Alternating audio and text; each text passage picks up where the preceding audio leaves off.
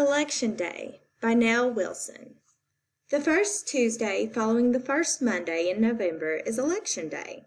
U.S. citizens aged 18 and older can vote. They get to pick their leaders. They vote for candidates, the people running for office. The office might be president of the country. It might be the governor of a state or a mayor of a city. On Election Day, people vote in special places called polls. A school or community center might be used as a polling place. At the poll, voters receive a ballot. The ballot lists the candidates. For each office, the voters choose from the list. Then they cast a vote in private. Fighting to vote. Voting is a right that people have had to fight for in U.S. history. Only men aged 21 or older who owned land could vote in the first presidential election in 1788. In most states, only white citizens could vote. After the Civil War, all African Americans were free, but most still could not vote.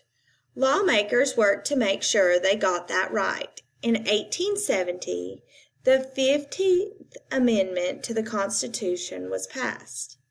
Yet some states passed other laws to keep African Americans from voting.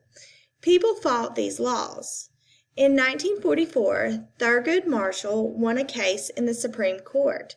African Americans could now vote in some elections in places that had stopped them.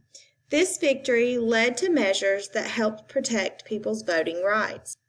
Women were not allowed to vote at first. Then, in the mid-1800s, they started to fight for this right. They gave speeches and marched in parades. They finally gained the right to vote in 1920. Young adults aged 18 to 20 did not get the right to vote until 1971. At that time, many young Americans were fighting in a war. They said, if we are old enough to fight and die for this country, then we should have a say in how it is run. They, too, worked hard to get the right to vote. Remember to vote. Voting is every citizen's right. It gives people a chance to be part of their government. Voting is also a responsibility. It is a way to express your opinion. So even if you aren't old enough to vote now, you can still remind others to vote.